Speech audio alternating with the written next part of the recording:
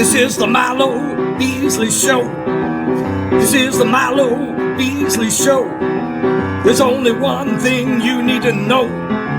This is the Milo Beasley Show. And now, here's your host, Milo Beasley. And welcome to the Milo Beasley Show. Episode number 333. I just wanted to get to that number, man. I'm so happy. And I'm so happy for our next guest. Please help me. His IMDb is ridiculous. He's been a staple of the Brady Bunch family for many years. Not going to throw a number on there. Gilligan's Island, a ton of the Gilligan's Island. You know what? Let's just go ahead and get to it. All right, please help me welcome our guest at this time, Lloyd Schwartz. How you doing, man? Milo, I'm fine. How are you doing? I am doing great. Thank you for coming on and chatting with me tonight. I'm happy to do it. So before we start diving into like your history, your career, I have to know about this. You have a new play coming out here. Let's pull it up here. Classic Couples Counseling. It starts April 1st, correct? That's right. Over at Theater West. If you're looking to get tickets, I might as well give that information right away. It's www.theaterwest.org, and there'll be a site there, and you can get tickets to this new play. And you want to know about the play? Absolutely. Tell me about it, because it's I read over the treatment, and it looks so much fun. It is. I mean, I'll tell you how I came up with the idea. Yes. I was in therapy. I'm in therapy, and I left the therapist, and I said, boy, I was really messed up today. And I wonder about people who are really messed up. And I came up with the idea of Shakespearean characters are really messed up. It's therapy sessions for like Romeo and Juliet, Hamlet and Ophelia, Petruchio and Kate, and Lady Macbeth and Macbeth, and they all got real problems. And then there's a group scene where they're all in therapy together, and it's a mess. I mean, Petruchio's trying to hit on Juliet, and Desdemona's threatening everybody, and Othello is, and Lady Macbeth wants to kill everybody, and there's fights, and I'll give enough of the plot away where the therapist is not such a great therapist, and because of her, everybody's dead. So that's the play. As a Shakespearean play. Now, yeah, is your own therapist looking into this to think that maybe you think that they're not a good therapist? No. She's actually seen. We had an earlier edition of the play, and she was just fine with it. It's really you don't have to know Shakespeare to see this play. You just kind of have to know who the characters are, because it's not done in iambic pentameter or anything. Right. That's what I was going to ask. If you had worked in any iambic pentameter in there. No. But there are little. If you know Shakespeare, because the director's Nick McDowell is a fabulous Shakespeare director, and he knows everything about it. So there's little Easter eggs in there for people who know more than I do. So that's awesome. And this is your 40th play? No, probably more than that, but this is the 43rd one I've had produced. Oh, wow. I've done a lot of plays that haven't been produced. And in every genre, I've been very fortunate in my career to be able to do musicals and dramas and one-person shows. I have a couple of one-person shows that are running very soon.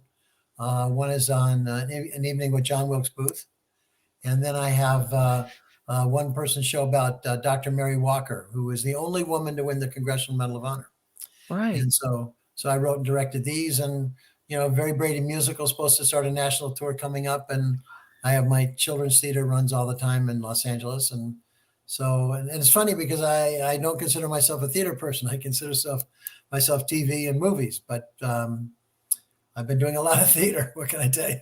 Right. That was going to be my next question was, what is it about the stage, the theater, musicals that has drawn you to do so many when you already have this background in television and movies? I've always loved theater, and theater is the author's medium, and I'm basically a writer. If I ask people who directed Shakespeare, they have no idea, but they know that Shakespeare wrote all the plays. And so there's something magical about, sharing an experience with the audience that's real. In TV, like if I'm doing a half-hour comedy or something, I can add a laugh track and make sure all the jokes work. But, it's not that way in theater. And then look, I've gotten very good reviews in my life, and I've gotten some very bad reviews.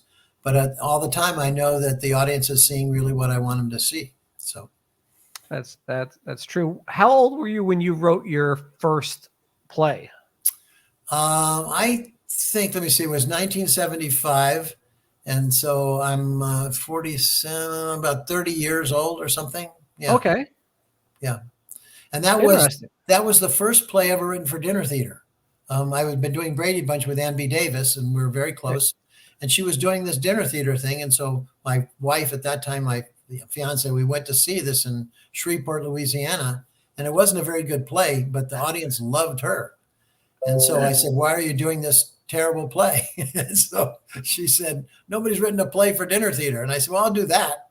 And so that was the first one. Yeah. That's tremendous. Mm-hmm. So you just did it because nobody else was doing it.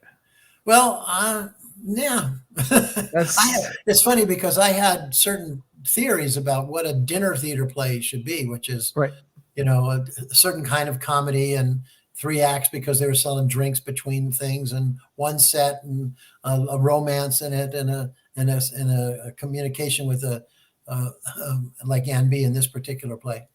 And so these were the rules. And then when it was in Dallas, Texas, where we did it, and we went to dinner with the theater critic there, and he said, how does it feel to have written the first dinner theater play? And up until that time, I didn't know that that's what I had done. And that was it. And the rest is history. Absolutely. So you had already been involved in the show business at that point. Yeah. At what age? Obviously, your father was very deeply instilled into that industry. Yeah. But at what age did you decide to get involved as well? Well, I'd always been writing anyway. I mean, from starting in grammar school and junior high, I wrote for the papers and things. And then in college, in fact, while I was in college, I sold my first television thing for Love American Style. And so I was 20 or something. And then I was doing stand-up comedy. And it was funny because I always felt like I belonged in that. I never thought about doing anything else. And my wife says, if we have kids and they would obviously go in show business, but if we were farmers, they would go into farming. And so I kind of started working with my dad in '65. He had a show called It's About Time. And then I was a dialogue coach on that. And then I started working on Gilligan. And then I was doing college at the same time. And then when he did Brady Bunch, he said, here's these 6 kids, take care of them.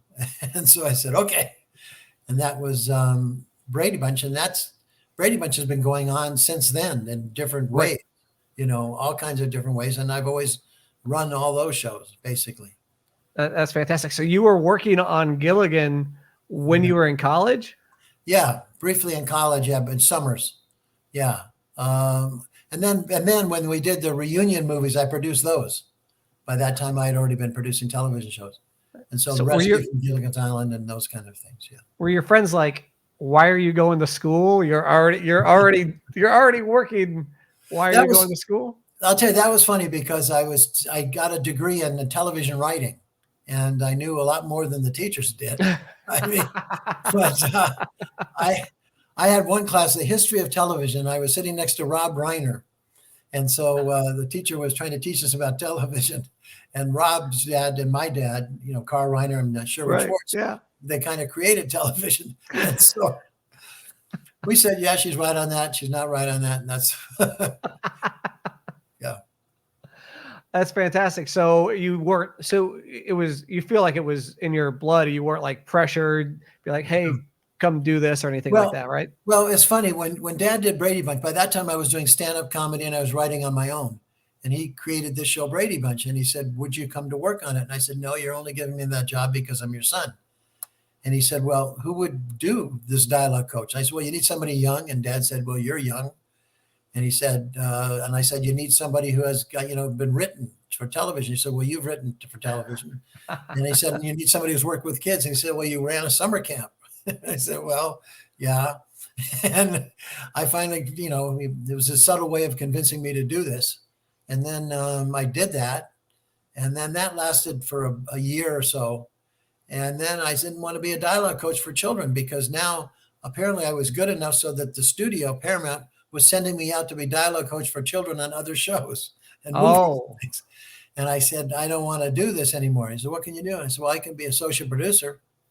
And he said, okay. And then I was associate producer. And then I kept quitting. I said, I don't want to do associate producer anymore. What can you do? I said, well, I can direct. And so I was directing at 25 or 23 or something. And then I said, but I'd rather produce because in television, just like in theater, the author's in charge, and television, the producer's in charge. Right. And so I said, well, I can be a producer. So I was the youngest producer in television, and Dad and I were the only father-son producing team in television. And that was really kind of cool. That's fantastic. And then you and your dad wrote a book together as well, right? Yeah. Well, we wrote a book on, he had written a book on the history of Gilligan, and then we wrote a book on Brady, the history of the Brady Bunch. Right. Yeah. So, and that was, working with my dad, he was a great guy. He was very much like Mike Brady. I mean, a lot of the shows of that, episodes of that series came out of our family life. And I would always represent the kid point of view, and he would represent the dad point of view. And that's a lot of people always say Brady Bunch isn't real life. And I go, maybe it's not your real life, but it's my real life.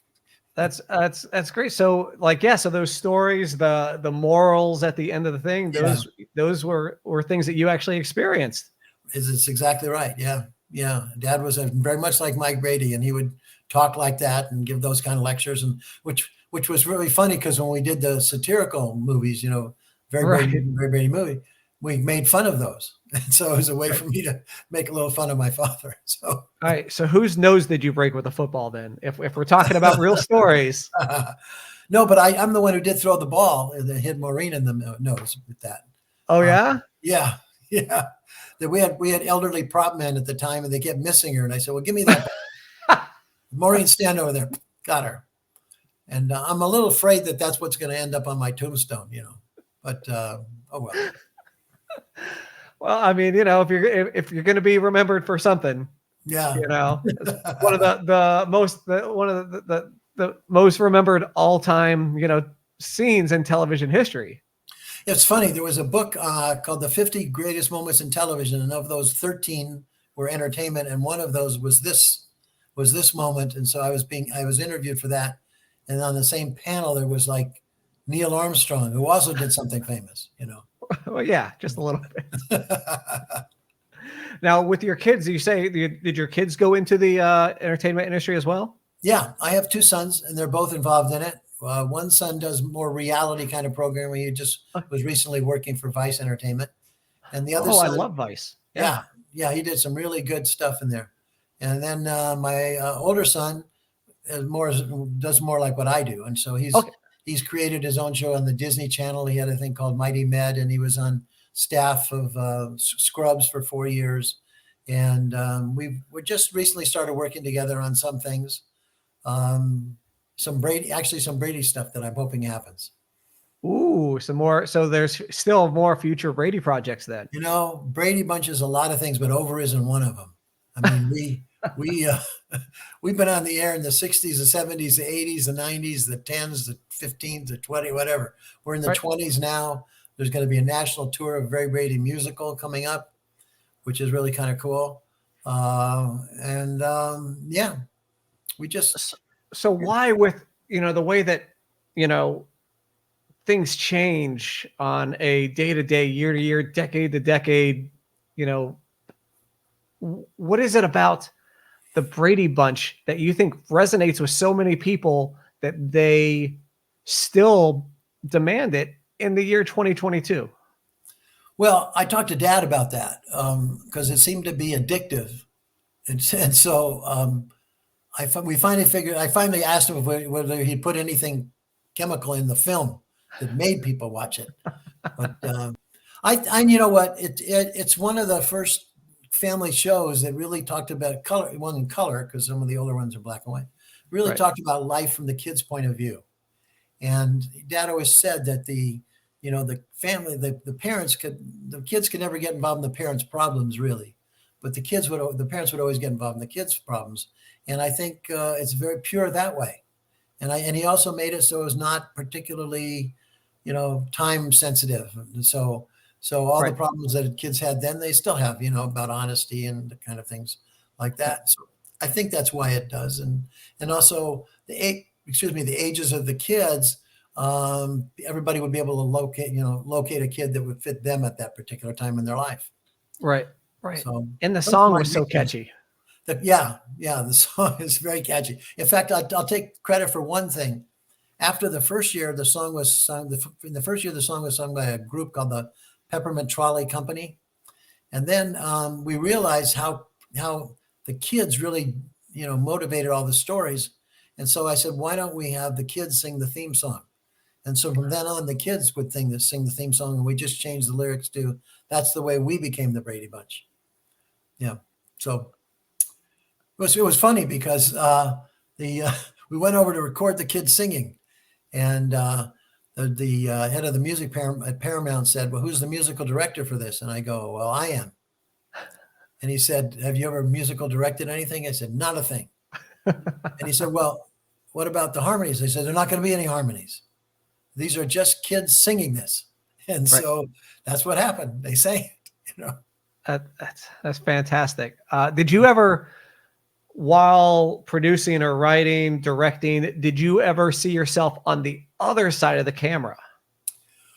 Well, I did act in one episode of the Brady Bunch when they went to Cincinnati, and there was a role for some young guy. And I looked around the crew, and the crew was pretty aged. And so I said, "Well, who can do this?" And I said, "Well, I can do this." But it was a very good learning experience, and I recommend it to any producer, director, writer, to see what it's like to actually have to say the words.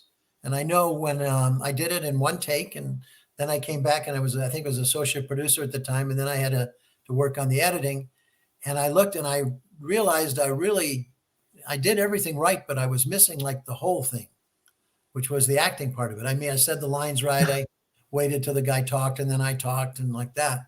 Right. I mean, it's not noticeable, but I noticed it. And I said, "Oh yeah, that acting thing, that's what I was missing." So, yeah.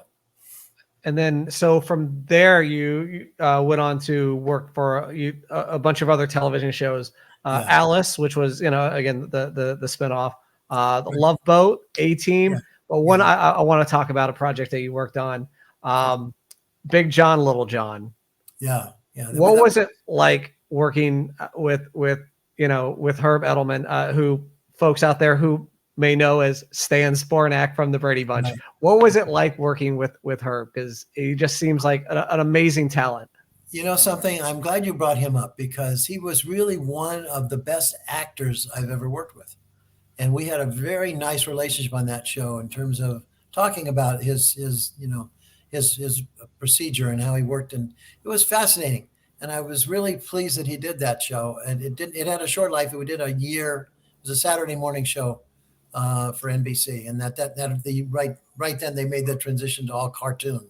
Right. So we were out after that, but we brought him back. When we did the Our Brady's thing called the Bradys, he did an episode of that for us too, because once you get in our family, you're in our family.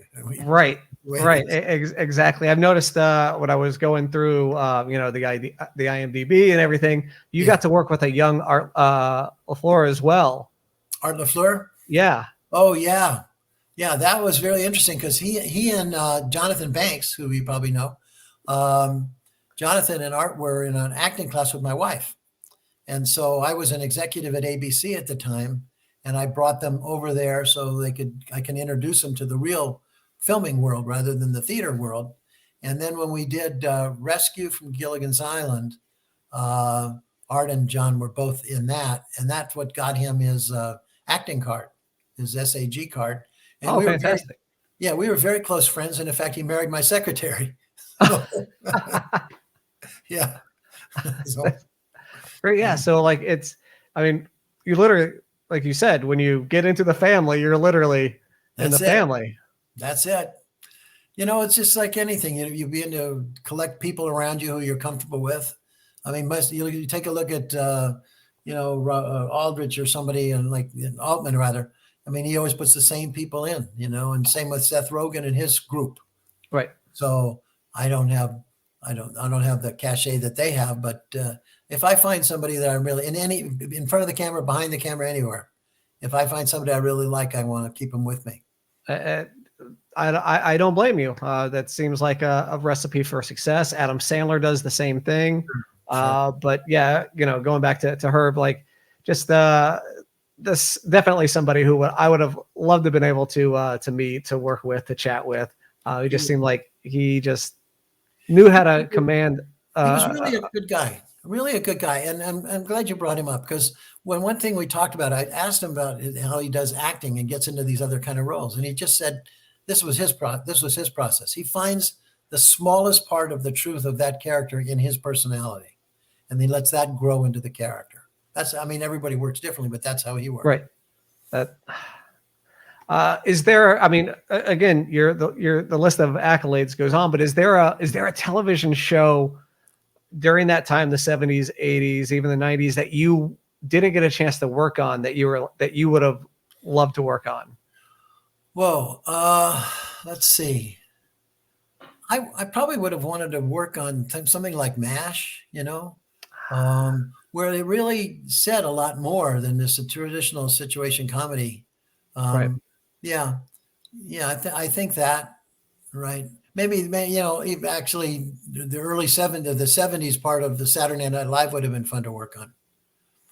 But in fact, I had started these guys that did the movie Airplane. I worked on that script for a little bit, and hanging around with them would have been fun. I never got to the filming of anything, but their police squad movies and things, that would have been great. Do you prefer? Obviously, you did like you said, you did a lot of situational comedy shows. Do you prefer that comedy style, or would you rather do try your hand at a drama or an action? No, I've written lots of drama. The only action TV show I ever wrote was an A-Team episode, and that came about because my son loved that show, and I knew one of the producers over there, and I wanted to do an episode where Mr. T was in a deep sea diving outfit and walking around in the bottom of it, because I always love those. I love those movies where the guys are clanking around down there with the air hoses and all that. And also I wanted to see if Mr. T was going to be in that, whether the gold would be outside the thing or inside the thing. And so, but by the time it got to the air, it was not Mr. T, it was Dwight Schultz, and he was skin diving. So I don't know. But and I was told later that Mr. T was claustrophobic and they would never get him in one of those suits. So that was that. But drama-wise, I've done lots of mostly theater drama. I have written a lot of history things. Some things were, about presidents. And I have this one person, John Wilkes Booth play that I've written that plays all around. And I've sold a major feature, actually, a dramatic feature that they're going to make about Mary Walker, who I've done the one-person show about, the only woman to win the Congressional Medal of Honor. So they're going to do a movie with Walden. Yeah. Speaking of movies, do you see any potential movie possibilities for some of those older shows that you worked at? Like, could there be a Gilligan's, as there is a Brady Bunch, movie, several of them, could there be a reboot of a Gilligan's Island movie? Well, we have been trying to sell that movie since 1988. My book on the making of the Gilligan movie, of which there's none in sight, by the way, right now. That's called Invitation to a Shipwreck, the book about the making of the Gilligan movie. Every studio's wanted to do it. It's now, the ownership of it is with Warner Brothers. Okay. Just like the ownership of Brady is with CBS Paramount. And so I can't do anything myself. I have to go to them, and they feel they know more than I do. But, we've made, between Brady and Gilligan for CBS and for Warner Brothers, we made $500 million. And they haven't made anything that we didn't make for them, but they seem to think that they know. And so that's been the frustration of that. So I'm hoping, we didn't do it until while Dad was alive. We really tried. But I did promise him that we wouldn't make a movie that he wouldn't want. So that's always, that's my guide, my principle. I mean, everybody else was worried about power and all that. And I just said, no, is this a movie that Dad would want or no? And so that's it. Did you ever feel that while watching the show being taken place, like, man, if they just did this, they could get off the island? We never wanted him off the island. Right. But I found out later, because I just worked on the show, and I never really thought about the reality of how people saw it, they were watching it. I didn't realize people were tuning in every week to see how maybe this was the week they would get off the island. They didn't want to miss that episode. In fact, when the show went on the air, and this says something about sometimes the intelligence of some of the people in the audience, the Coast Guard or the Navy got telegrams, because things would say like, we can do all these things around the world. We can't get these good 7 people off this island. And then they met with Dad and they showed him all these telegrams. So, I mean, I don't know. I mean, people watch Survivor and they don't realize that there's whole camera crews photographing this stuff. Right.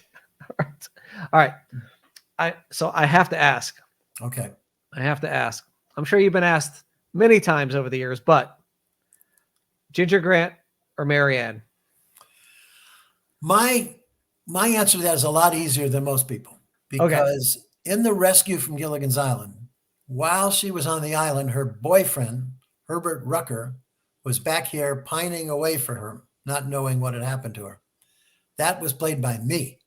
So I did this with no lines, because what happened when they came back to this country, I felt obligated to marry her, and she felt obligated to marry me because of 15 years. But I had fallen in love with her best friend. And Gilligan and the skipper find this out. And at the last minute, they pull Marianne from my clutches while we're about to be married. And I'm standing there with her best friend, who was the maid of honor, and I marry her. And that best friend was played by my wife. So my first and only screen kiss was with my wife. How's that? That's amazing. Yep. What a story. When I asked this question, I did not expect it to go that way. Well, and it's, as I preface my remarks, that my answer is a lot different than most people's on that. Right. Absolutely. Yeah. A thing I want to get into now is a thing called the Milo Beasley Show frequently asked questions. Oh, okay. I'm going to ask you the same 5 questions that I asked to all my guests. First thing that pops into your head. Well, first of all, these yes or no questions, they essay questions, true, false, what? A little bit in between, in between. You definitely know all the answers. So there's no trick questions in here. There's no trick questions. All right. Okay. Question number 1. What was the first concert that you attended? I'm not a big concert goer.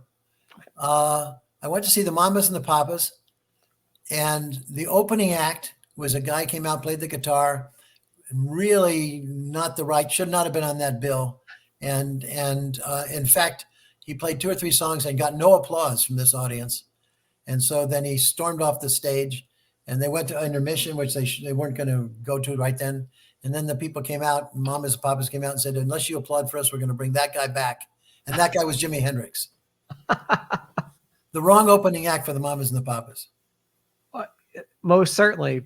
But I mean, to be able to say that you saw Hendrix live is, man, that's a dream right there. It's a dream. You've done a lot of things, and you've even seen Hendrix perform live.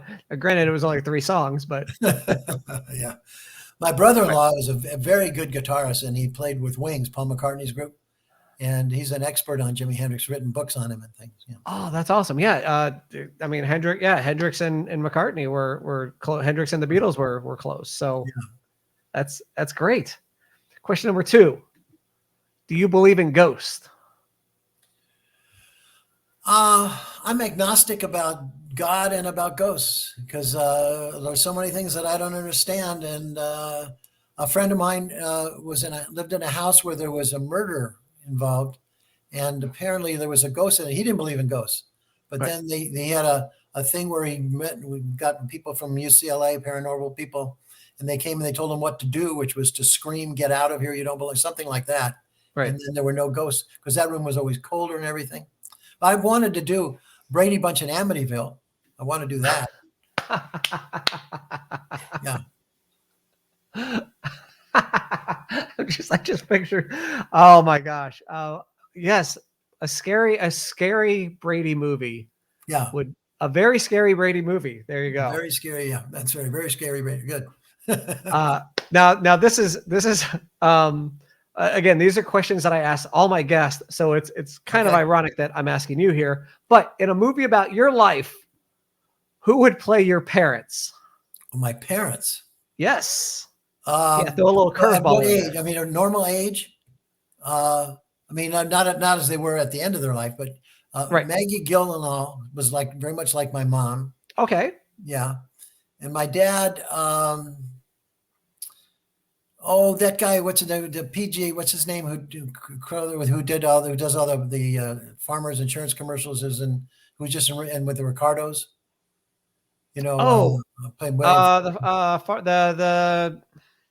Played Bill guys in J. Jonah Jameson in the Spider-Man movies. Yeah. He was kind of like that. Yeah. Okay. Yes. I can picture that. Absolutely. All right. I was on a plane with him. We were doing some promo for something. He was a really nice guy, and I really liked him. So. All right. Question number 4. Okay. Who is your favorite person to follow on social media?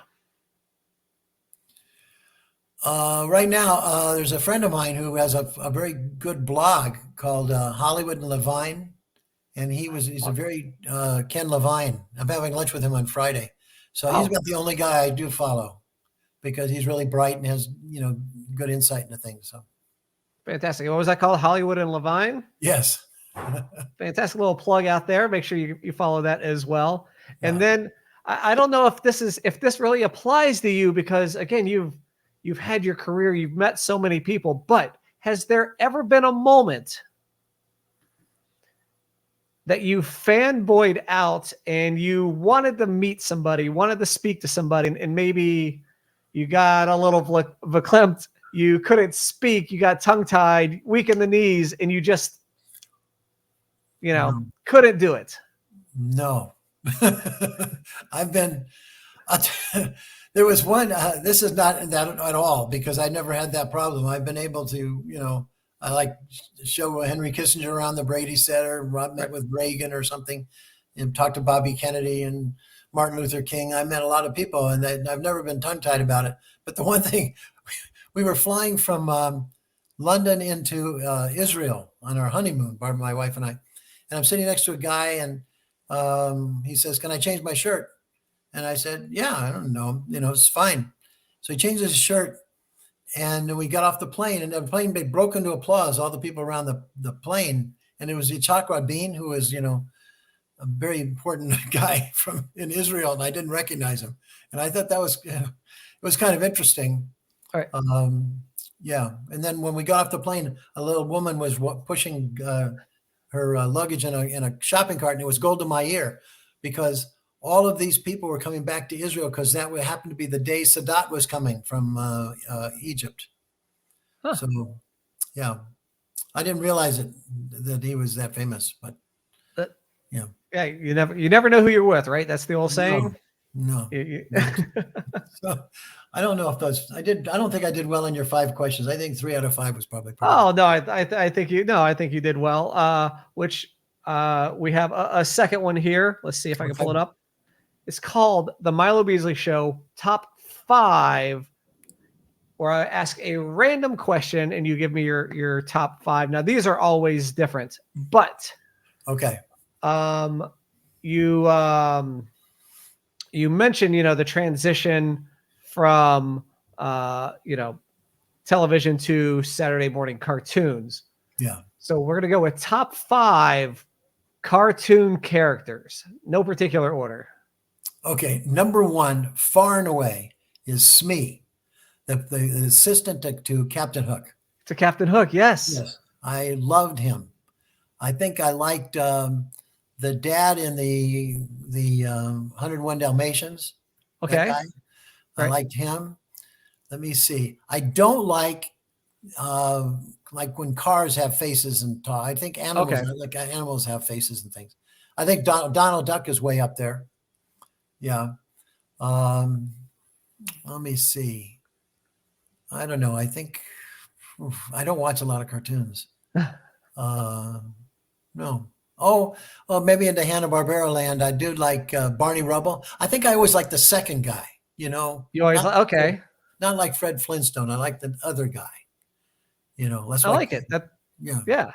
That's a good thing to have, to not, to see that the second person, that the supporting actor actually has, substance to him. Yeah. It's funny. We did Brady Bunch. We had Jay Silverheels, who was Tonto, was on the show when we did the Grand Canyon episode. And I had a chance to ask him something I always wanted to know, which was, he had the greatest, like that.